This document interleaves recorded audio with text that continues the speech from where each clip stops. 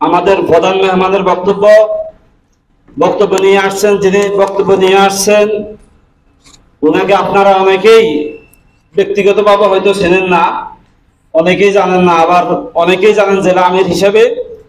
তারা নির্যাতিত নেতা এবং জীবন্ত শহীদ, যিনি ফ্যাসিস্ট হাসিনার শাসনামলে গুলি খেয়েছেন, চাকরি হারিয়েছেন, এমন এক ব্যক্তি আমাদের সামনে এখন আসতেছেন। আমাদের বাংলাদেশ জামায়াত ইসলামের কেন্দ্রীয় মজলিস শুরার অন্যতম সদস্য, নোয়াখালী জেলার সংগ্রামী মজলুম আমির, মজলুম জননেতা জনাব ইসহাক খন্দকার। জনাব ইসহাক খন্দকার স্যার।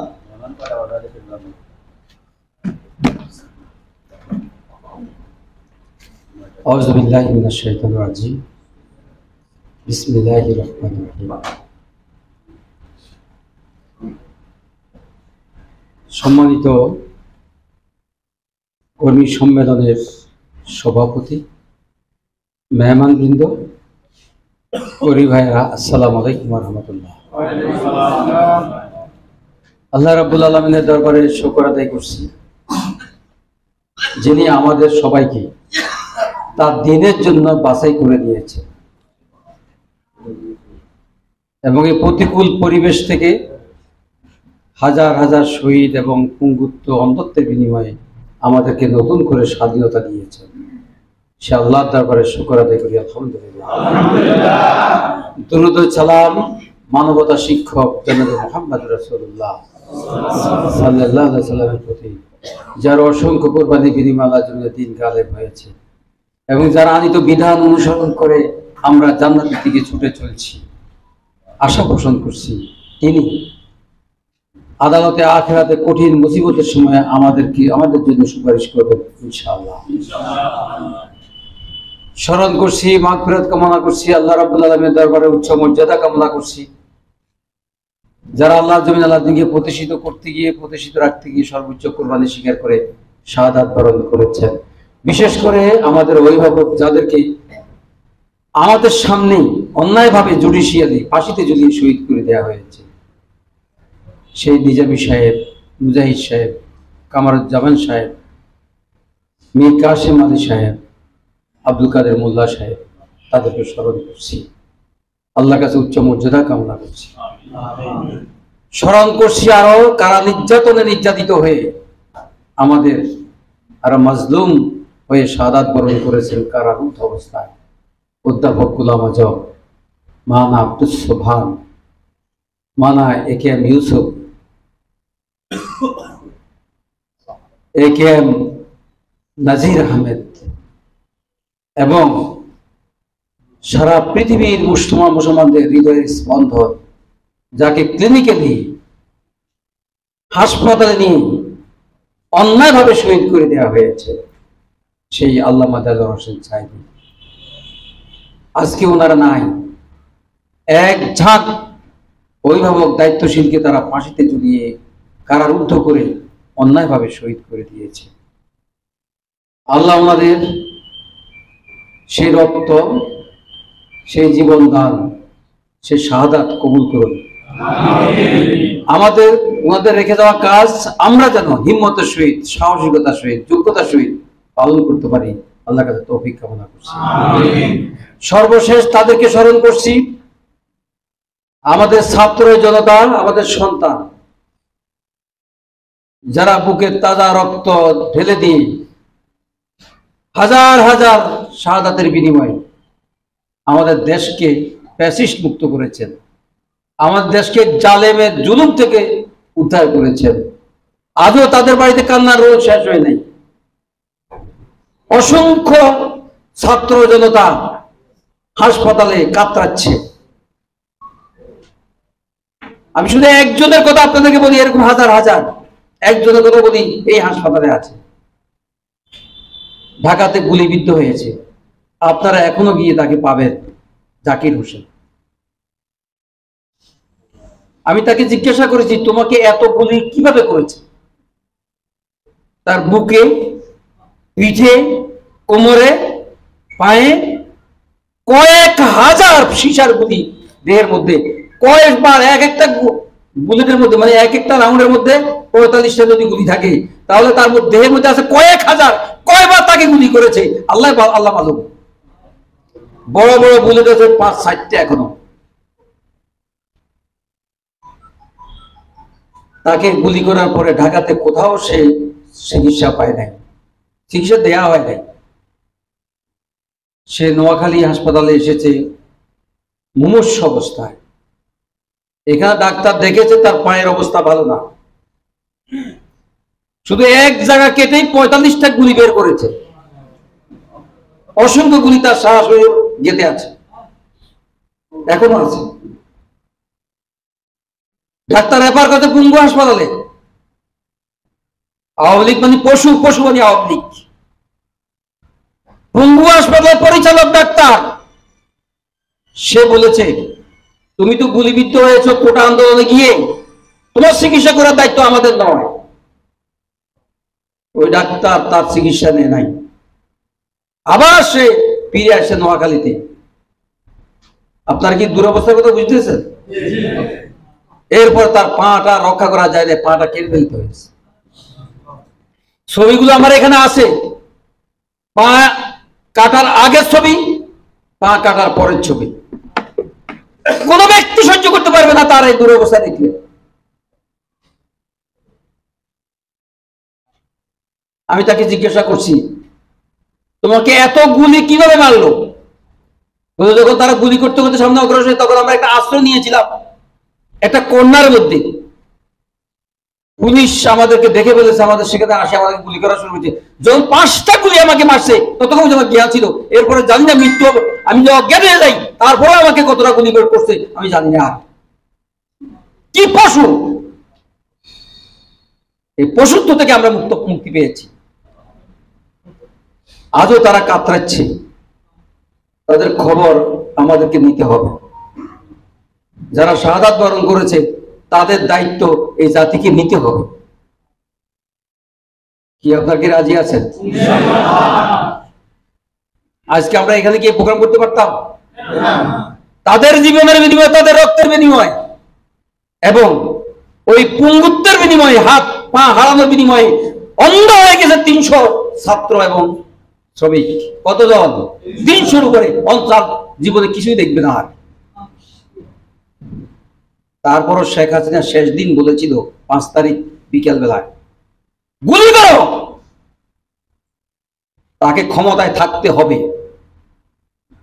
এই জানোয়ারকে ক্ষমতায় থাকতে হবে।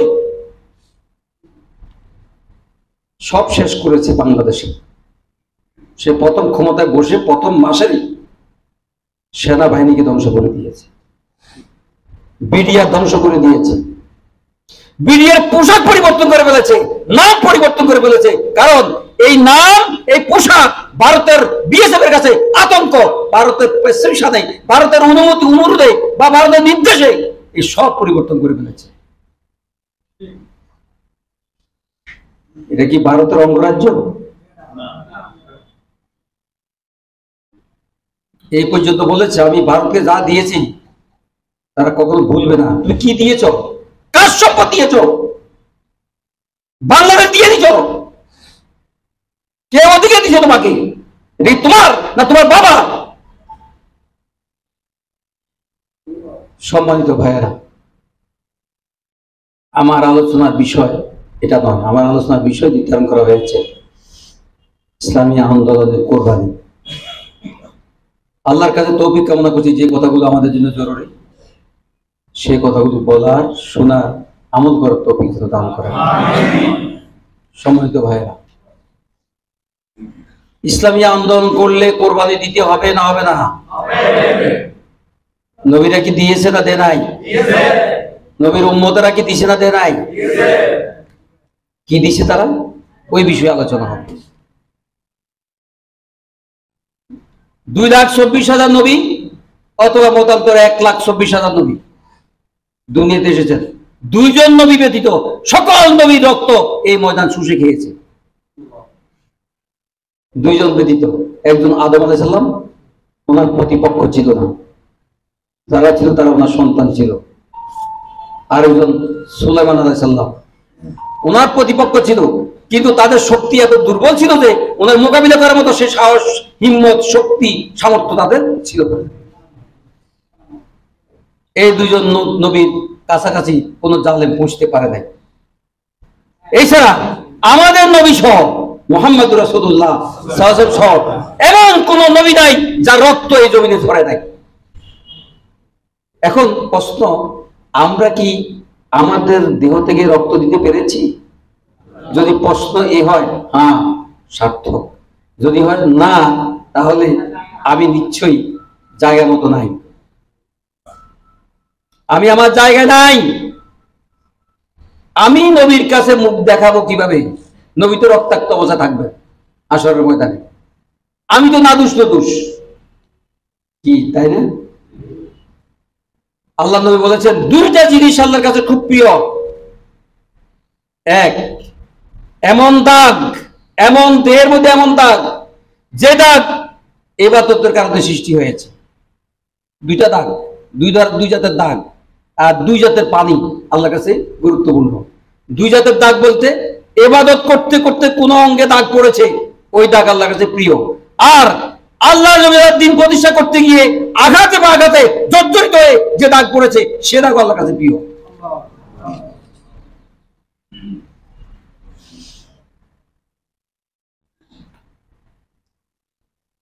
আর দুই ফোঁটা পানির মর্যাদা আল্লাহর কাছে বেশি। এক, রাতের আধারে আল্লাহর ভয়ে সেজদায় অবনত হয়ে যে কান্না আমার আসে, আমার পাপের জন্য আল্লাহর কাছে আমি যে কান্না করি, সেই চোখের পানি। আর আরেক জাতের পানি, সেটা হলো আল্লাহর রাস্তায় সংগ্রাম করতে গিয়ে আপনার দেহ থেকে যে রক্ত ঝরে, সে রক্তের ফোঁটা। এই দুই ফোঁটা আল্লাহর কাছে সবচেয়ে বেশি প্রিয়। কয়টা দাগ? দুইটা দাগ। আল্লাহর ইবাদত করতে করতে শরীরের মধ্যে যদি কোনো দাগ পড়ে, আর আল্লাহর জমিনে আল্লাহর দ্বীন প্রতিষ্ঠা করতে গিয়ে বাতিলের আঘাতে যে দাগ পড়ে, এই দুই দাগ আল্লাহর কাছে সবচেয়ে প্রিয়। আর দুইটা ফোঁটা আল্লাহর কাছে সবচেয়ে প্রিয়। রাতের আধারে সেজদায় পড়ে শেষ রাত আল্লাহর কাছে যখন ধর্ণা দেয় মানুষ, কান্নাকাটি করে, ওই দুই ফোঁটা পানি। আর আল্লাহর পথে সংগ্রাম করতে গিয়ে বাতিলের আঘাতে আপনার দেহতে যে রক্ত ঝরে, ওই ঝরা পানি। কেমন প্রিয়, কেমন শক্তিশালী! ওই দুই ফোঁটার শক্তিশালী কেমন একটু কথা বলি। যখন সকল মানুষকে হাসরের ময়দানে জমা করা হবে, তখন চারদিকে কি থাকবে? জাহান্নাম। জাহান্নামের আগুন ধাপ ধাপ ভয়াবহ আকার ধারণ করে পুরো হাসরের ময়দান ছেয়ে যাবে। সেখানে কে থাকবে? শুধু মোমেন থাকবে না, মুনাফিক, কাফের, মুশরিক থাকবে? সবাই থাকবে। পেট্রোল পাম্পে লেখা থাকে, কি থাকে? সাবধান, আগুন থেকে সাবধান। ডিএসএল যদি এক জায়গায় মারে, ওই আগুন কি সামনে থেকে ছড়ায় পড়ে না? পড়ে না? ব্রিক ফিল্ডে যেরকম পেট্রোল থাকে, হাসরের ময়দানে পেট্রোলে ভরা। সেই পেট্রোল কি? কাফের, মুশরিক, মুনাফিক, ফাসিক, এসব পেট্রোল জ্বালানি। এই পেট্রোল টান দিয়ে যখন জাহান্নামে আগুনকে নিয়ে আসবে, আল্লাহ রাব্বুল আলামিন জিবরিলকে বলবেন পানি ছিটে দাও।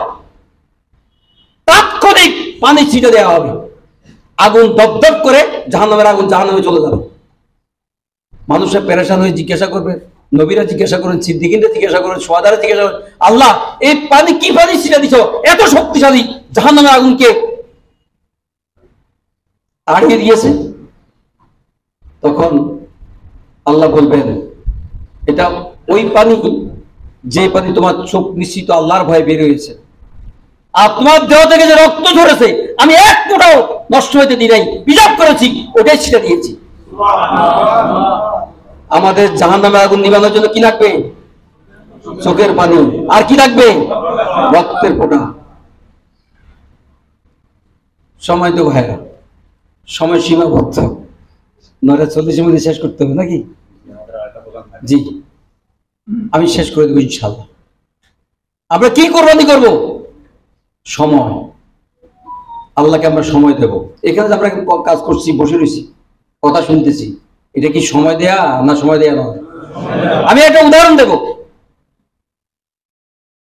হযরত আবু হুরায়রা রাদিয়াল্লাহু আনহু, ওনার একটা সংসার ছিল, একে একে মাইনাস হয়েছে, উনি আর নতুন করে সংসার করেন নাই। উদ্দেশ্য, আবার যদি সংসার করি তাহলে রাসূলের পাশে থাকা যাবে না, সংসারের টানে বাড়িতে যে থাকতে হবে। ওনার যখন সব খালি হয়ে গেছে, উনি আসামের সুপাতে চলে আসতেন আর রাসূলের আশেপাশে থাকতেন। রাসূল কি বলেন তা শুনতেন, মনে রাখার চেষ্টা করতেন, যা শুনতেন তাই ভুলে যেতেন। একদিন রাসূলকে বললেন, ইয়া রাসূলুল্লাহ, আমি আপনার সমস্ত কথা শুনতে চাই, মনে রাখতে চাই, কিন্তু শুনি মনে রাখতে পারি না। রাসূল ওনাকে জড়ায় ধরে এক চিপ দিয়ে দিলেন। সেদিন থেকে আর কোনো কথা উনি ভুলেন না। পৃথিবীর সবচেয়ে সেরা মুহাদ্দিস হয়ে গেলেন আবু হুরায়রা রাদিয়াল্লাহু আনহু। ওনার কি সম্মান বাড়লো না কমলো? সময় কম দিচ্ছেন না বেশি দিচ্ছেন? এই সময় দেওয়ার কারণে মর্যাদা এতটুকু হয়েছে, যেখানে রাসূল সেখানে আবু হুরায়রা। যে বুখারী খুলেন আবু হুরায়রা, রাসূলের পাশে কে? আবু হুরায়রা। আপনি মুসলিম শরীফ খুলেন, রাসূলের পাশে কে? আবু হুরায়রা। আপনি মিশকাত খুলেন, রাসূলের পাশে কে? আবু হুরায়রা। কথা কি ঠিক কিনা? আমরা কি আল্লাহকে সময় দিতে পারবো? অর্থের কোরবানি, অর্থের কোরবানিটা আমাদের কাছে একটু কষ্ট লাগে। যদি বলা হয় আপনারা এখন সবাই 5,000 টাকা জমা দেন, আপনার বলে খন্দকার ভাই জানেননি আমি কত কষ্টে আছি, আপনি আমার কলজাটা ভিতর থেকে বুক ছেড়ে ভিতরে কলজাটা লই যান, তো ভালো আছে, আর টাকা পয়সার কথা কইছেন না, খুব কষ্ট লাগে আমার কাছে। আর আল্লাহ বলছেন বিআমওয়ালিকুম ওয়া আনফুসিকুম, তুমি আল্লাহর পথে তোমার সম্পদ ব্যয় করো, তোমার জীবন ব্যয় করো। দুইটাই চাইয়া বলছেন, দুইটাই আমার কাছে খুব প্রিয়, তাই না? জীবনটা তো আমার কাছে খুব প্রিয়, জীবন দিতে চায় মানুষ। যখন ডাকাত ঘরে ঢুকে কি বলি আমি, বাবা তুমি সব সম্পদ নিয়ে যাও, এখানে দেখো চাবি আছে, ওখানে স্বর্ণ আছে, ওখানে টাকা আছে, সব নিয়ে যাও, আমার এই পোলা পায় না, আমাকে জীবনটা বাঁচাইয়া দাও। আর যখন জীবন বেঁচে যায় তখন তুমি আমার জীবনটা নিয়ে যাও, টাকা পয়সার কথা কইছো না, কষ্ট লাগে আমার কাছে। এই দুইটা আল্লাহ চাইয়া বলছেন। আল্লাহ কয়টা চাইছেন? আল্লাহ বলছেন প্রথম বিআমওয়ালিকুম, তুমি সম্পদ দিয়ে দাও, সম্পদ দিয়ে যখন আদায় হয়ে যাবা, জীবন দিয়ে তুমি জান্নাতে চলে যাও। সম্পদ আগে কি বলছে? সম্পদ আর জীবন। সম্পদ, জীবন দিয়ে সম্পদ রয়ে গেল, আগে জীবন সম্পদ দিয়ে দাও, সম্পদ দিয়ে তুমি খালি হয়ে যাও, জীবন দিয়ে তুমি জান্নাতে প্রবেশ করো। সুন্দর জিনিস, সুন্দর হিসাব, তাই না? আমরা দিতে পারি না, আমরা দিতে পারি না। আমি একটা বিষয় আপনাদের সাথে উল্লেখ করতেছি। তালহা রাদিয়াল্লাহু আনহু, নাম শুনতে পারেন, আল্লাহ নবী সাহাবী। নবীজি একদিন বললেন, এ আল্লাহর মেহমান, একজন মেহমান আসছেন, অভাব সাংঘাতিক সাহাবীদের মধ্যে, তোমরা কে আল্লাহর মেহমানকে নিয়ে যাবে বাড়িতে, মেহমানদারি করবা? কারোই ঘরে কিছু নেই। তালহা সাহস করে বললেন, ইয়া রাসূলুল্লাহ, আল্লাহর মেহমানকে আমাকে দিয়ে দেন, বাড়িতে কিছু নাই, হয়তো আছে কিনা জানো না, যা আছে কোপালে, মেহমান কোপালে যা আছে তাও। কার মেহমান? আল্লাহর মেহমান। বাড়িতে নিয়ে আসলেন, বেগমের কানে কানে বললেন, বেগম কি আছে? আল্লাহর মেহমান নিয়ে আসছে। আমার জন্য একটা রুটি, আপনার জন্য একটা রুটি আছে।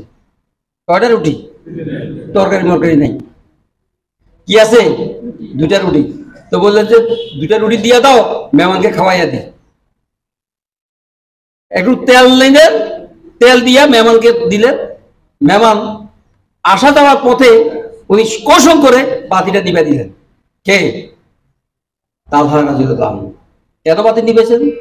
মেহমানকে অসম্মান করার জন্য না, দুজন তো বসছে খাইতে, রুটি কয়টা? দুইটা। তালহার মাথা কি? রাদিয়াল্লাহু আনহু, ওনার মাথা কি যে দুইটা রুটি কাকে খাওয়াইয়া দিবেন? মেহমানকে খাওয়াই দিবেন, এই জন্য বাতিটা দিবে দিচ্ছেন। নয়তো মেহমান বলবে আপনিও খান, আমিও খাই, আপনিও খান। মেহমান অন্ধকারের মধ্যে দুইটা রুটি খাই ফেলছেন। আমি জিজ্ঞাসা করি, ওই দুই মেজবান বেগম এবং হাজবেন্ড, তারা কি খাইছে কিছু? খাইলে কি হইতো? কত ঘন্টা থাকতো রুটিটা পেটে? 2 ঘন্টা বা 3 ঘন্টা বা 4 ঘন্টা, এর বেশি তো না। কিন্তু এই দুইটা রুটি দিয়ে তালহা জান্নাত কিনে ফেলেছেন। কথা কি ঠিক? আমরা কি পারবো? আমরা কি পারবো? এই যে বন্যা চলছে, কেউ তো কাছে নাই। জামাত ইসলামী কর্মীরা, অসহায় কর্মীরাই আছে তাদের কাছে, আলহামদুলিল্লাহ। যারা আগে লুটপাট করছে, যারা বর্তমান লুটপাট করছে, কাউকে আমরা খুঁজে পাই নাই। তারা এখনো গভর্নমেন্টের ছাল নিয়ে লুটপাট করার চেষ্টা করতেছে। আর জামাত ইসলামী তাদের পাশাপাশি আছে, যারা আগেও নির্যাতিত হয়েছে, বর্তমানে নির্যাতিত তারা। আমরা কি পারবো? নিজে না খাইয়া অন্যের মুখে আমরা রুটি উড়াইতে পারবো? জান্নাত কিনে নেবো আমরা। আমার 10 টাকা দিয়ে আমি জান্নাত কিনে নেবো। আমি একটা ঘটনা বলে বুঝতে পারবেন। আপনি কত টাকা দিবেন ইসলামের জন্য? কত টাকা খরচ করবেন আপনি ইসলামের জন্য? কত টাকা খরচ করবেন মানুষ, মেহনতি মানুষের জন্য? কত টাকা খরচ করবেন বুকা মানুষের জন্য? কত টাকা খরচ করবেন? আমি একটা উদাহরণ দিয়ে বুঝতে পারবেন, আপনি হিসাব করতে পারবেন। তবুকের যুদ্ধের সবচেয়ে বেশি টাকার দরকার আল্লাহ নবীর। তার যা আছে সামর্থ্য অনুসারে জমা দাও। আমরা মাঝে মাঝে কালেকশন করি না, যে এবারে কালেকশন তোমরা তোমাদের আয়ের 100% দিয়ে দাও, 1 মাসে পুরো আয় দিয়ে দাও, এরকম বলি মাঝে মধ্যে। আল্লাহ নবী বলছেন তোমাদের সম্পদের অর্ধেক নিয়ে আসো। 1 মাসের অর্ধেকটা কতটুকু সম্পদ নিয়ে আসো, অর্ধেক নিয়ে আসো, পুরা নিয়ে আসো, এইভাবে উনি ঘোষণা দিচ্ছেন। হযরত ওমর ভারী খুশি। হযরত আবু বকর রাদিয়াল্লাহু কখনো পরাজিত করা যায় না। আবু বকরের ব্যবসা দুর্বল, এখন ওমরের ব্যবসা ভালো। সুতরাং এবার আল্লাহর নবীর সবচেয়ে বেশি প্রয়োজন, এই মুহূর্তে আমি আবু বকরকে পরাজিত করতে পারবো। প্রতিযোগিতা। ওমর তার সম্পদের অর্ধেক, ধরেন যদি 10 কোটি টাকা হয়, কত টাকা? অর্ধেক কত? 5 কোটি টাকা নিয়ে আসছে। বিশাল স্তূপ হয়ে গেছে, সমান সম্পদ নিয়ে আসছে। আল্লাহ নবীর সাথে সাহাবীদের সাথে আর দেখা সাক্ষাৎ নাই, এরকম বিশাল স্তূপ হয়ে গেছে। হযরত আবু বকর ছোট্ট একটা পোলটা, এরকম একটা পোলটা আনি, এটা কোনাতে রাখি দিছি। লজ্জায় আজকে এত বেশি দিতে পারতেছে ওমর, আমি কিছু দিতে পারতেছি না। আল্লাহ নবীর তো প্রিয় লোক কে? আবু বকর। এত বেশি প্রয়োজন, আমি কিছু দিতে পারতেছি না, অসহায়, মন খারাপ, বসে আছে কোনাতে। রাসূলের সহ্য হয় না, রাসূল কষ্ট পাচ্ছে। রাসূল বললেন হযরত ওমর আপনি কি আনছেন? ওমর খুশি। ইয়া রাসূলুল্লাহ আমি এটা কতটুকু? আমার সম্পদের পুরো অর্ধেক নিয়ে আসছি। আমরা কি সম্পদের অর্ধেক দিতে পারি? আমাদের এই আত্মা বা এই জীবন তৈরি হয়েছে, আমার যা আছে তার অর্ধেক নিয়ে আসছি। আবু বকর জিজ্ঞাসা, আবু বকর আপনি কি আনলেন? এটা জিজ্ঞাসা করার সাথে আবু বকরের মন আরো ছোট হয়ে গেছে। কয় এমনি তো গোপনে কত রাখছি, এখন তো প্রকাশ করে দিতে সর্বনাশ। আবু বকর এই পোলটা আনি বলে, ইয়া রাসূলুল্লাহ এটা আনছি। আপনি কতটুকু আনছেন? না ইয়া রাসূলুল্লাহ আমি আমার যা সম্পদ আছে সব পানি লইয়া আসছি। আমার ঘরে যা ছিল সব আমি পানি নিয়ে আসছি। কতটুকু? পুরাটা। রাসূল বললেন আবু বকর আপনি 100% আল্লাহর কাছে পেয়ে গেছেন। ওমর আপনি 50% আল্লাহর কাছে পেয়ে গেছেন। ওমর চিৎকার দিয়ে বলেন, ইয়া রাসূলুল্লাহ আজ কত নবীকে পরাজিত করতে পারি নাই। আমার নবীর বুঝতে পারছে আমরা কতটুকু দেব? আমার সামর্থ্য যতটুকু আছে আমি আমার সামর্থ্য অনুযায়ী দেবো, ওই পরিমাণই আল্লাহর কাছে পাবো। কি কথা গিয়া আরামে এসে করবেন। আমরা তো রাতে ঘুম যাই, তাই না? আবার সকালবেলায় উঠিয়ে ঘুম যায়, কেউ বদলাওয়ার পরে আবার ঘুম যায়, যে বদলাওয়ার পরে আছে বদলাওয়ার আড়াই ঘুম যায়, গরু ছাগল বলে কিনা আমার পরে ঘুম যায় না, সেটা বসে ঘুম ছাগল দিয়েছে। ঘুম কি শেষ হয়? ঘুমের তো শেষ নাই, দুপুরবেলা আবার ঘুম যায়, অবশ্যই বসে ঘুম যায়, স্কুলের শিক্ষক ক্লাসে বসে ঘুম যায়, ছাত্রও ঘুম যায়। ঘুমের মহড়া করতে পারে। আল্লাহ যদি বলছেন তোমার ঘুম কম যাবে, সর্বোচ্চ 5 ঘন্টা ঘুম যাবে। আল্লাহ যদি আপনার রাতে ঘুম নাই যান, আরাম করে গেলেন, আপনাকে পরের দিন ঘুমের টাকা দিতে হবে, যদি আপনার জন্য হয়।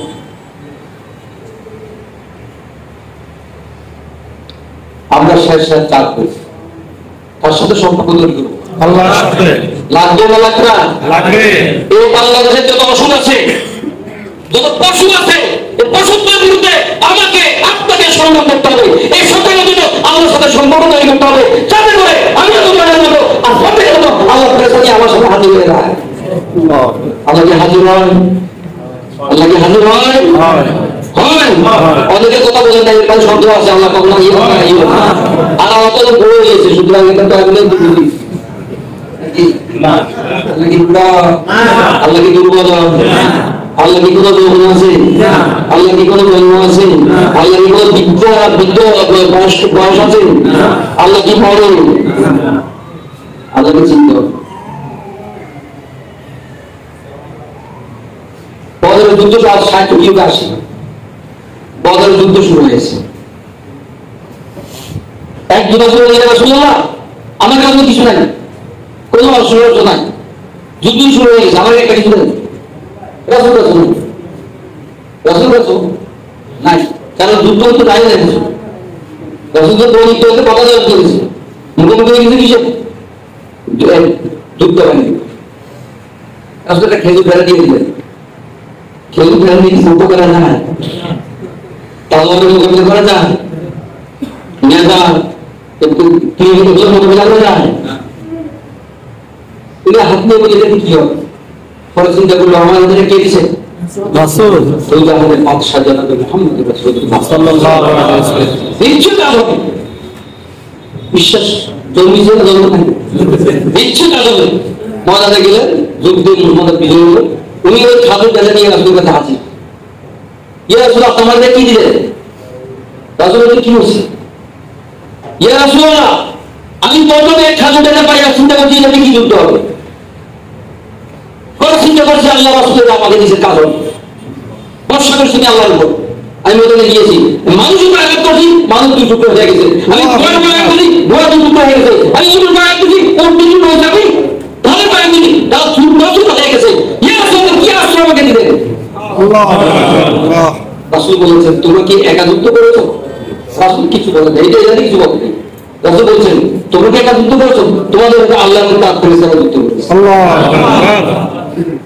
আর আমি কি দেখলাম? তুমি কি দেখেছো? ইয়া রাসূল, আমি যখন কাপড় বুঝে পাচ্ছি তাদের যদি বুঝে গেলাম, আমি নিশ্চিত তারা আমাকে তার দিকে ঘুরে গেছে। আমি সারা করে করবো, আমি প্রাণ করে জিহাদ করতে লাগলাম, কারণ মৃত্যুর আগে আমাকে মরতে হবে, আর তোমার আগে মারতে হবে। আরে তুই না মারো, তারপরে মারো। আগে মরো না আগে মারো? আগে মারো তারপরে মরো। দুটো যদি হয় তাহলে আপনি ডবল পাবেন লাভ। আর যদি শুধু মরে যান তো আমি মারিলেন না, শুধু মরে গেলেন। মারো মরো, আমার কথা না আল্লাহর কথা? আল্লাহর কথা শুনে মারো মরো, মারামারি করো, মরামরি করো। মারামারি না মরামরি, আল্লাহ যদি মারামারি করো আমার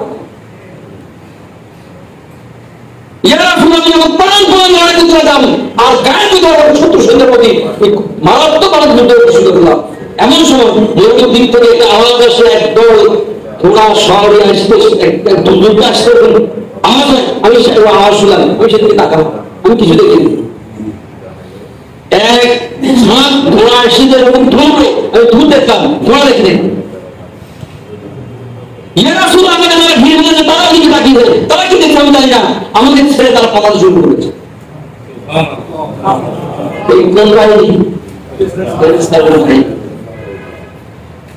আল্লাহ নবী বলছেন, কোরআন আসছে,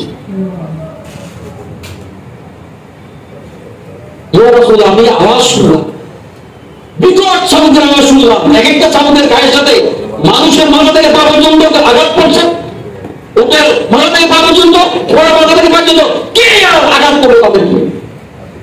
আমি তো কোনো কাউকে দেখিনি, কিন্তু চাবুকের আঘাত শুনতেছি আর তার চটপট করে উঠতেছে। নবীজি বললেন, তোমরা কি একা যুদ্ধ করেছো? তোমাদের সাথে আল্লাহ কিতাব ফেরেশতা আছে, ওয়া উলা তুহিব্বুনা নাসরুল্লাহি ওয়া ফাতহুল কারীম।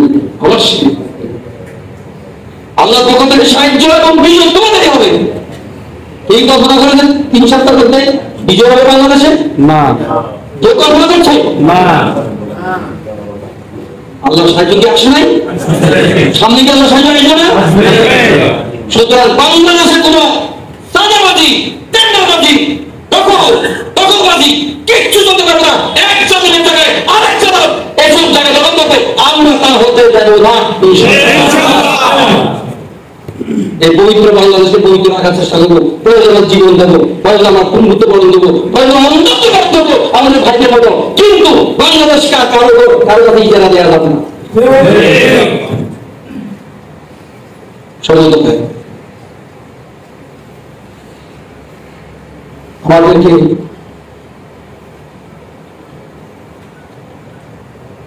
মানুষ সম্বন্ধে প্রদান করতে হবে।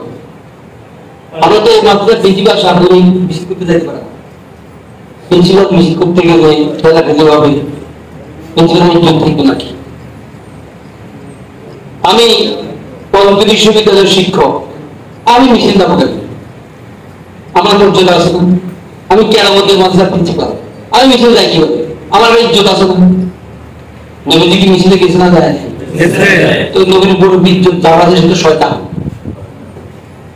নবীর উপরে কারো যদি ইজ্জত চিন্তা করে সে কি শয়তান। এরে বাপ রে, নবীর উপরে মধ্যে দেখা যায়। আমি দুটো বই পড়ছি দিয়ে হান্ড্রেডস, একটা বই লেখা হলো গবেষণা, আরেকটা লেখা হলো মাইকেল হার্ট। কি বুঝা গেল তারা মুসলমান না? একজন নাসারা খ্রিস্টান, আর একজন মুশরিক হিন্দু। এই দুজন পৃথিবীর শ্রেষ্ঠ বিজয়ী যে সকল মানুষ তাদের জীবন পরিচালনা করছে, তার মধ্যে 100 লোক বাছাই করছে। পৃথিবীর যাদের ব্যর্থতা নাই, কথা কি বুঝতেছেন? যারা পৃথিবীতে ব্যর্থ হয়, পরাজিত হয়, সাকসেস, এরকম হাজার হাজার মানুষের জীবন চরিত্র আলোচনা করে 100 লোক বাছাই করছে। অবশ্যই 100 লোক বাছাই করছে। আলাদা কে? Michael heart. তারা 100 জন 1 2 3 100 জন শিক্ষা দিচ্ছে। দুজনের ভাবনা, দুজনের চিন্তায় একদম ব্যক্তি মুহাম্মদ রাসূলুল্লাহ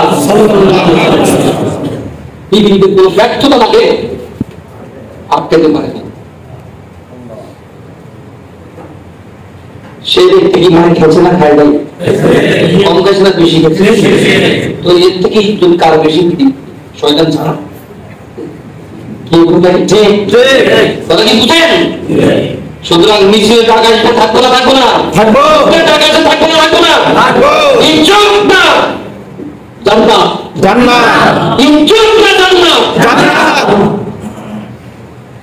এই জান্নাতে যেন আমরা সবাই ইজ্জত দিতে পারি, কিন্তু জান্নাত যেতে পারবে না।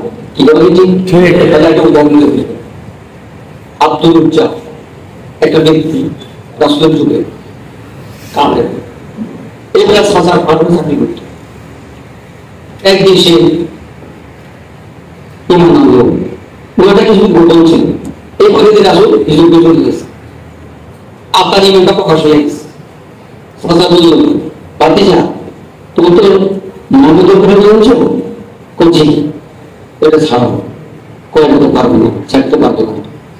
না ছাড়লে তো তোমার চাকরি টার্গেট করা হবে, চাকরি থেকে তোমাকে বহিষ্কার করা হবে। যেমনি আমাদেরকে বসছে বিষয়টা শুনুন, কি বলবে শুনেছে? কোন শুনুন না, কোন শুনে বাংলাদেশে অনেক লোক তাকে আনেছে, তাই না?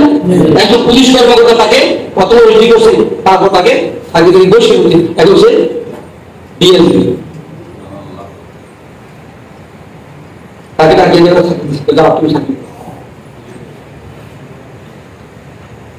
তোমার চাকরি থাকবে না। তো চাচা চাকরি চলে যায়, তারপর আমি নাসিকে ছাড়তে পারবো না। ভাতিজা, জি চাচা তোমার পরনের কাপড়গুলো তো আমার। তো জি, যদি তুমি রাসূলকে ছাড় না ছাড়ো, ইমান না ছাড়ো, তাহলে কাপড়গুলো খুলে রেখে দেবো। এটা তো খুলে রেখে দেবো, কিছু করার নাই। কাপড়গুলো ভুল করে আগে ছেড়ে দিচ্ছি। ইজ্জত আছে না? শেষ। আজকে আমরা কি তার ইজ্জত নিয়ে আলোচনা করতেছি না? করতেছি না? তার মর্যাদা নিয়ে আলোচনা করছি না? করছি না? ইজ্জত কে যেন মর্যাদা বাড়ছে? ইসলামে তার ইজ্জত নেই, মর্যাদা বাড়ছে। কথা কি ঠিক কিনা? এই অবস্থায় অবস্থা সে মার কাছে গেছে। মা দেখি তার জব, বাবা কি ছিল, কি হয়েছিল? আমার চাচা চাকরি থেকে বের করে দিয়েছে, আমার কাপড় সব খুলে রেখে দিয়েছে। টাকা কাছে ছিল, কম্বল ছিল মার কাছে, আর তুই চলে যা, সোজা তোর মারিয়ে দিবি, তোরে মারিয়ে দিবি। আমি তো শুনতে তুই শিবি করছে, তো মারিয়ে দিবি। বাবা তুই বলেন তুমি খা, ছিলাম না ঘরে না বাইরে, বাইরে বলে না বাবারে, বলে বাবা ছিলাম না, কথা কি ঠিক না? আমি বললাম যে বাবা তুই চলে যা, তুই চলে যা, তুই এর ভাইটা তোর মারিয়ে দেবো। সে কোনো জামারি কোথা, তার কি ঘোড়া আছে, তার কি ঘোড়া আছে, মধ্যে কি আছে, বড়ি পটা কি স্বাভাবিক সোজা হাঁটে চলে গেছে। কোথায় রাসূল বলি ইয়া রাসূলুল্লাহ এই আমার অবস্থা। সমস্ত কথা শুনে কাঁদতেছিলেন আর বললেন আব্দুল তোমার তো জামান, এখন থেকে তুই আব্দুল রহমান আর তুই আসাম সুপা থাকি, তুই আল্লাহ খেয়ে না। তার একটা কথা বসছিল, সে জোরে শেষ করল। তো গোড়ার জন্য পড়ে তো রাখতে পারে যদি কোনো হবে না। এখন আসামের সুপাতে আরো সব কিছু লোক আছে, তার হস্তক্ষেপে অভিযোগ করলো ইয়া রাসূলুল্লাহ এই আব্দুল রহমান তারা তো আমরা শেষ। তো কি শিক্ষা দিয়ে নিয়েছে কৌশল করে, এখন তো আমাদের কষ্ট হয়। ভগবানটা আব্দুল রহমানের সাথে কোনো কথা বলতে করলে ব্যাপারে কোনো কষ্ট নেই, কারণ সে কোরআনের জন্য তার সবকিছু সে জমা করে দিয়েছে। সে যেভাবে কোরআন করতে চায় এইভাবে কোরআন করতে পারো। আমরা কি পারবো ইনশাআল্লাহ ইসলামের জন্য, ইনশাআল্লাহ কোরআনের জন্য সবকিছু করতে পারবো ইনশাআল্লাহ? সম্মানিত ভাই, আমাদের স্বজন এই আন্দোলনে, এই যে আন্দোলন হয়েছে 5 তারিখে আমার ভাতিজার মাথার মধ্যে গুলি করছে, যাত্রাবাড়ি। সে তামিল ছাত্র ছিল, সাথী ছিল, ওখানে সে শাহাদাত বরণ করছে। একমাত্র সন্তান, মা বাবা, বাবাও তো আমাদের ওরকম, মাও তো আমাদের ওরকম। বাবা শুধু এই বলে একটা কান্দ যে আমার বুকটা খালি হয়ে গেছে, তার মার বুকও খালি হয়ে গেছে, আমাদের পুরো ঘরটাই খালি হয়ে গেছে, আর কোনো সন্তান নাই। স্বজন আরাম বেদনা কি সহজ? আমি আপনাদেরকে একটা উদাহরণ জানলে বুঝতে পারবেন। জান্নাত যারা কিনতে পারে তারা এটা হজম করতে পারে না, পারে না? আমি দুটো উদাহরণ দেব এই বিষয়ে। স্বজন হারানোর বেদনা কিভাবে তারা এটাকে আন্তর্জাতিক গ্রহণ করে। ফিলিস্তিনে যখন যুদ্ধ চলছে, এর আগের পরে একটা যুদ্ধ ছিল, 1 সপ্তাহ যুদ্ধ হয়েছিল। সেই যুদ্ধে সমস্ত মেশাকার করে দিয়েছে বোমারি ফিলিস্তিনের গাজাতে। এখন গাজার আক্রমণ চলছে, আজকে প্রায় 11 মাস পার হয়ে গেছে। এমন কোন ঘর খাড়া নাই, সব পাকিস্তানে পড়ে গেছে, কিন্তু ইসরায়েল পরিবারের কাছাকাছি পৌঁছে গেছে। আলহামদুলিল্লাহ। এর আগের যুদ্ধে, আজ থেকে 6 বছর আগের কথা বলছি, সেই যুদ্ধে ওই সপ্তাহে, যে সপ্তাহে যুদ্ধ হচ্ছে, সে সপ্তাহে এটা মেয়ের বিয়ে হওয়ার কথা ছিল। যুদ্ধে তাদের বিয়ে হতে পারে না। যুদ্ধে তার বাবাও সন্তান পালন করছে, তার মাও সন্তান পালন করছে। যে সাথে সাথে বিয়ে করেছিল ছেলের বাবা মা, ওরা সন্তান পালন করেছে। ছেলেটা বেঁচে আছে, মেয়েটা বেঁচে আছে। আজকে যুদ্ধ বিরতি সকালবেলায় গাছের নিচে সব বন্ধ হয়ে গেছে, গাছের নিচে তাদের বিয়ের আয়োজন করেছে। মেয়েদের বয়স কম। এক বিদেশি সাংবাদিক মেয়েকে কষ্ট করলো, মা তোমার তো বিয়ের বয়স হয়ে যায়, বাংলাদেশের বিয়ের বয়স কত? 18 বছর, তার থেকে 14 বছর। মা তোমার তো বিয়ের বয়স হয়ে যায়, তুমি এই যুদ্ধে এই সপ্তাহে তোমার মা মারা গেল, তোমার বাবা মারা গেল, তোমার শ্বশুর মারা গেল, তোমার শাশুড়ি মারা গেল, তাদেরকে যে কবর রাখা হচ্ছে, সেই কবরের মধ্যে তারা বোমা মারছে, কবর সমান লাশ পুরো সরে করছে। এখন মাত্র রাতে যুদ্ধ বিরতিতে সকালবেলার যুদ্ধ বিয়ের মুসাদ আসার এত কি প্রয়োজন ছিল তোমার বিয়ে? এটা কঠিন প্রশ্ন। মেয়ে স্বাভাবিক উত্তর দিল, তোমার পরিচয় আমি জানি না, সাংবাদিক যাকে বলছি, ঠিক আছে, তুমি কি মুসলিম না খ্রিস্টান তা আমার জানা নেই। আমার পরিচয় আমি এক মুসলিম বালিকা। কি সুন্দর পরিচয়, তাই না? তোমার পরিচয় এক মুসলিম বালিকা, মেয়ে না বালিকা? বালিকা, একদম ছোট মেয়ে। এই যুদ্ধে বলে আমার বাবার জন্ম হয়েছে, আমার মায়ের জন্ম হয়েছে যুদ্ধের ময়দানে, আমার জন্ম হয়েছে যুদ্ধের ময়দানে। আমি বিয়ের অনুষ্ঠানে হানিমুন আনন্দ করার জন্য আসি নাই। ওই মেয়ের বক্তব্য। আমি যুদ্ধ আর বিয়ের অনুষ্ঠানে আনন্দ করার জন্য হানিমুন মধুসূদন দেওয়ার জন্য আসি নাই। আমি এসেছি যত আগে বিয়ে হবে তত আগে সন্তান হবে, আমি সে সন্তানকে যুদ্ধের জন্য প্রস্তুত করে যুদ্ধে পাঠাতে পারবো, এইটা বিয়েতে আসছি। এইটা কি আমাদের আছে? আছে। আমি বিয়ের অনুষ্ঠানে আনন্দ করতে আসি নাই।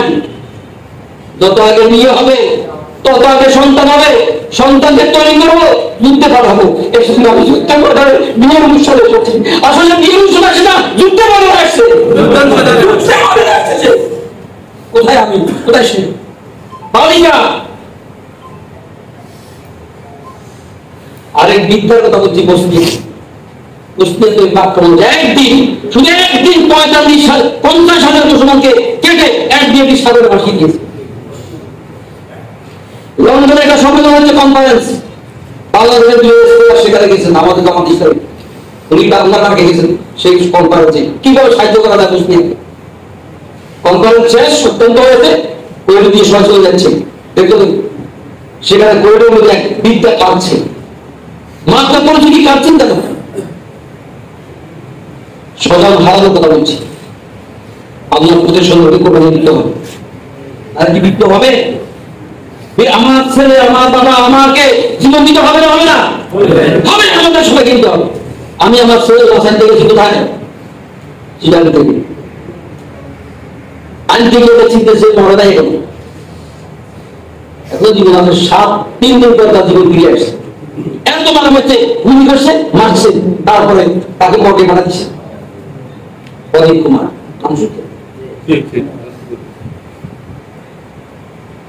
এরকম সজল হারাতে হবে যদি বিপ্লব ছাড়া সময় তো হয়ে পাড়াতে পরিচয় কাটছেন কেন?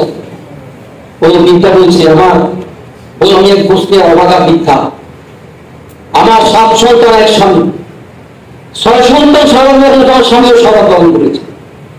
এক সন্তান তোমাদের কনফারেন্সে এসেছে, এখন আসলে দিনে নিয়ে চলে গেছে, আমি 2-1 করে জানবো সেও সাদা পালন করেছে। আপনি কি আপনার সন্তান স্বামী যদি কাঁদেন? না বাবা, কেন কাঁদবেন? তারা তো সাদা পালন করেছে, তারা তো আমার পক্ষ থেকে আল্লাহর কাছে উপহার।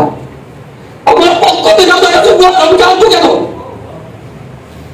আমি কাঁদি, আমার মনে দুঃখ, আমার এই ছেলে মনে হয় আমার এই সামর্থ্য নাই, আমি আমার সন্তান উত্তোলন করে বসে যদি ঘটাতে পারবো, এই যোগ্যতা আপনার, এটাই তো কাঁদি। আমার আপনার জীবন কোথায় আর বিজ্ঞান জীবন কোথায়? আপনাকে জীবন করতে পারছে সময় তো ভয় না। 40 আর 2 মিনিট সময় আছে। আমি আর কোরবানির কথা বলবো না। এই কোরবানি গেলে কি লাভ হবে এটা বলবো। কি লাভ? আমার কি লাভ? আমার সন্তান সাদা করবে, আমার কি লাভ? আমার বাবা সাদা করবে, আমার কি লাভ? আমার ভাই সাদা করবে, আমার কি লাভ? আমার বোন সাদা করবে, আমার কি লাভ? আমি সাদা করবে, আমার কি লাভ? লাভ ছাড়া কি কাজ করা উচিত? আমি আল্লাহ কি বলছেন লাভের কথা, রাসূল কি বলছেন লাভের কথা, যদি 2 মিনিট বেশি হয় আমার দিবে। আল্লাহ কি লাভের কথা কি বলছেন? আল্লাহ বলছেন ইয়া আইয়ুহাল্লাযীনা আমানু হাল আদুল্লুকুম আলা তিজারাতিন তুনজিকুম মিন আযাবিন আলীম। তোমরা যদি একটা ব্যবসা আমার সাথে করো, এই ব্যবসা, যে ব্যবসার কথা বলছি এটা করো, এই ব্যবসা যদি করো তো তোমাদের আযাবে আলীম থেকে আমি মুক্ত করে দেবো, তোমাদের সকল আযাব থেকে আমি মুক্ত করে দেবো। আযাব মানে মরণের আযাব, কবরের আযাব, হাসরের আযাব, মিজানের আযাব, হিসাবের আযাব, পুত্রের আযাব, জান্নাতের আযাব, সকল আযাব থেকে আমি তোমাদের মুক্ত করে দেবো। আল্লাহু আকবার। কি আছেন? এই আযাব থেকে বাঁচতে রাজি আছেন? ইনশাআল্লাহ। আপনাকে আসতে হবে, এই রক্তের ময়দানে আপনাকে আসতে হবে, আন্দোলনের ময়দানে আসতে হবে। আমার কথা না, কার কথা? তুমি বিল্লাহি ওয়া রাসূলিহি ওয়া তুজাহিদুনা ফি সাবিলিল্লাহ ইয়া আইয়ুহাল্লাযীনা আমানু আনফুসুকুম যালিকুম খায়রুন লাকুম ইন কুনতুম তা'লামুন। এরপর কি না? ইয়াগফিরু লাকুম যুনুবাকুম, আমি তোমাদের সকল অপরাধ ক্ষমা করে দেবো। এখানে আমরা যারা প্রশ্ন করি নাই, বেশি করছি, হিসাব নাই, এত করছি, বেগায় হিসাব, এত অপরাধ করছি আমরা। এই অপরাধকে ক্ষমা করে আল্লাহ। যদি এই ঈদগাহে আমরা আসতে পারি, এই শাহাদাতের ঈদগাহে আমরা আসতে পারি, এই কোরবানির ঈদগাহে আমরা আসতে পারি, এই আন্দোলনের মধ্যে জড়িয়ে থাকতে পারি, আল্লাহ ক্ষমা করে দেব। তারপরে জান্নাতিন তাজরি মিন তাহতিহা আল-আনহার ওয়া মাসাকিন তাইয়্যিবাতান ফি জান্নাতিন যালিকাল ফাওজুল আযীম। আমি তোমাদের মনের দুঃস্বপ্ন জান্নাতে প্রবেশ করাবো, সেখানে উত্তম উত্তম স্থায়ীঘর, যে ঘর কখনো ভূমিকম্পে নষ্ট হবে না, বিপন্ন হবে না, এমন মনোরম দৃশ্যপূর্ণ জান্নাতের ঘরগুলো তোমাদের দান করা হবে, যার নিচে ঝর্ণা প্রবাহমান থাকবে। আপনাকে কে কে জান্নাতে নিতে চাও? হাতে পাওয়া থাকে আল্লাহ তুমি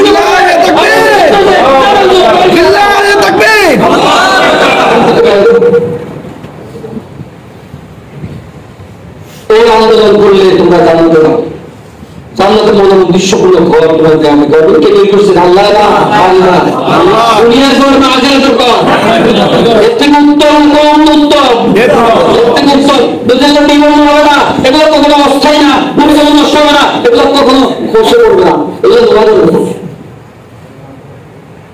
এবং তার নিজে ঝর্ণা প্রবাহ থাকবে। কিসের ঝর্ণা? জায়গায় জায়গায় বলছে তাদের করে দুধের জন্য প্রমাণ থাকবে, নতুন জন্য প্রমাণ থাকবে, সমাজের জন্য প্রমাণ থাকবে, গরম পানি জন্য প্রমাণ থাকবে, ঠান্ডা পানি জন্য প্রমাণ থাকবে। তুই চাইতে তুমি তা তোমার কাছে চলে আসবে। এরপরে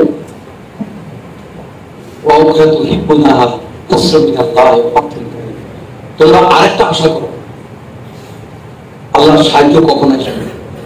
আল্লাহর সাহায্য তোমাদের কঠিন এবং তোমরাই বিজয়ী হবে, আওয়ামী লীগ বিজয়ী হবে। আমরা মনে করছিলাম আজ থেকে 1 মাস আগে আওয়ামী লীগকে কেউ পরাজিত করতে পারবে না। ছিল শক্তিশালী, হাসিনা শক্তিশালী না ফেরাউন শক্তিশালী?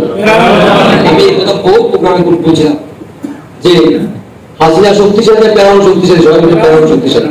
হাসিনা শক্তিশালী না নবুল শক্তিশালী? হাসিনা শক্তিশালী না আবু জেহেল আবু তালেব শক্তিশালী? ওরা শক্তিশালী, কতটুকু ফেসলা করেছে, তাই না? হাসিনা শক্তিশালী না বিন বাশা আইয়ুব খান শক্তিশালী? আইয়ুব খান তো আমাদের দুটো শুরু করেছে। হাসিনা শক্তিশালী না শেখ মুজিব শক্তিশালী? শেখ মুজিব শক্তিশালী, শেখ মুজিব আমাদের আছে নাই? তখন আমি জিজ্ঞাসা করছিলাম আজ থেকে তারা 10 ফুট আগে 6 মাস আগে বিগত সময় হাসিনা কি আছে? সবাই তো আছে, একদম হাসিনা নাই। ওই টাকা নাই, কোথায়? ফেরাউন নাই, নমরুদ নাই, আবু জেহেল নাই, আবু সুফিয়ান নাই, তারপরে শেখ মুজিব নাই, শেখ আইয়ুব খান নাই, শেখ মুজিব নাই, শেখ হাসিনা সময়ের ব্যবধানে সেও নাই। এখন কি আছে না? আসলে কোন জানেন পৃথিবীতে যুদ্ধ করে বেঁচে থাকা সম্ভব না, তার কত অসম্ভব। সময় ছাত্রদের সময়, এই সময়টা কখন তাদের নির্ধারণ করা হবে? আমরা তাই জানতে কথা শুনি আর এত প্রস্তুতি সেই পুলিশে বলেছে আমি সেনাবাহিনীর ছোটবেলা কিন্তু হাজার হাজার লাখ লাখ মেরে গেল। পুলিশ কি জবাব দিচ্ছে?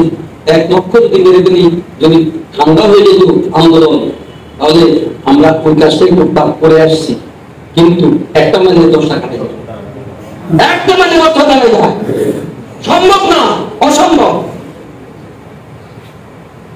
এই সাহস পাইল কোথায়? আপনি কি তো সাহস পাইল কোথায়? মরণকে জয় কিভাবে করলো তারা?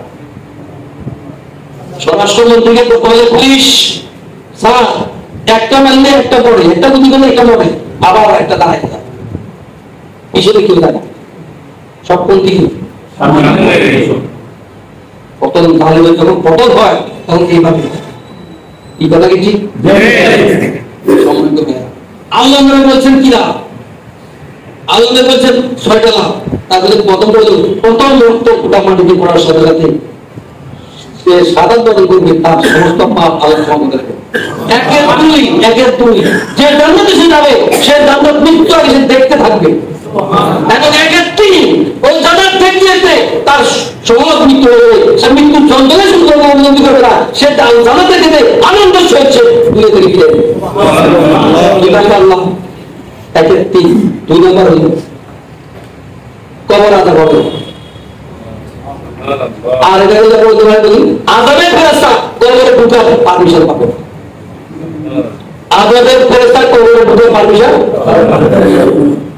3 নম্বর না হাসরের মধ্যে সকল নবীরা ফেরেশতা থাকবে হাসরের মধ্যে সকল নবীরা ফেরেশতা থাকবে যারা সাধারণ করছে অন্তত যায় তাদের কোনো পেরেশানি থাকবে না 4 নম্বর না তাদের কাছে একটা টুপি বানানো হবে তাজ বানানো হবে এক একটা পাথর আসমানের জন্য সুন্দর আছে তার থেকে মন্দ হবে নবীরা প্রশ্ন করবে আল্লাহ এই লোকগুলো যারা তাদের তো জায়গা আল্লাহ বলবেন এরা ওরা যারা আমার জন্য সাফাত গ্রহণ করেছে যদি আফসোস করবে আল্লাহ নমুনা হয়ে যদি শহীদ হয়ে যাও এটা বিষয় বেশ দেখছে 5 নম্বর না আয়াতুল কুরআনের সাথে তাদের বিয়ে সাথে এটা কেমন যদি একটা ভুল যদি অবশ্যই অন্ধকার আলোয় একদম বিকারে পৃথিবীতে পৃথিবী আলো বুঝা হয়ে যাবে এবং পৃথিবী খুশবুতে নবী করে যাবে 6 নম্বর লোক যেটা আমাদের সবচেয়ে আকর্ষণ এই শহীদরা আল্লাহর কাছে বলবে আল্লাহ তুমি আবার আমাদের দুনিয়াতে পাঠাও আবার অসুরের বিরুদ্ধে যুদ্ধ করে আমরা দুনিয়াতে সাদা করে ফিরে আসি দুনিয়া থেকে আবার দুনিয়াতে পাঠাও আবার অসুরের বিরুদ্ধে যুদ্ধ করে আমরা দুনিয়াতে থেকে তোমার কাছে ফিরে আসি এইভাবে তুমি 100 বার আমাকে দুনিয়াতে পাঠাও 100 বার সাদা করে তোমার কাছে ফিরে আসি আল্লাহ জিজ্ঞাসা কেন ওই শহীদকে দিয়ে কেন সে বলবে আল্লাহ একবার বলার পরে একবার শহীদ হওয়ার পরে তুমি যদি পর্যটা দুনিয়া দেবো আখের কিছু এই যে আমি 100 গুণ বাড়াতে চাই আল্লাহ বলবেন না যে আমার প্রিয় বান্ধা যে আমার সাধারণ পরিবেশ আমাকে জীবন দিয়েছ একটা কাজ করো তুমি 100 লোকের তুমি তালিকা তৈরি করো তুমি আমাকে সুপারিশ করো আমি ক্ষমা করে দেবো তাদেরকে তুমি জান্নাতে প্রবেশ করো আমি আমার পোলারে বলছি বাবা তুই যদি আমার নয় আমি যদি বলতাম না আমি তুমি যদি সারা করে বলি তাহলে আমাদের মুশকিল দাও আমাদের বন্ধু বান্ধবের দাও কি কথা বলছি এখন আমি যদি বলি আমার তালিকা কি করবে তুই যদি বলিস তোর তালিকা আমি থাকবো আমরা যদি বলি আমাদের মুশকিল তালিকা চলে যাবে ওটা কি ঠিক আসুন আমরা প্রতিযোগিতা করি আমরা প্রতিযোগিতা করি আল্লাহর নামে দিন প্রতিষ্ঠার জন্য কে কতটুকু আমাকে দান করতে পারে আল্লাহ আমাদের তৌফিক দান করুন। আমিন।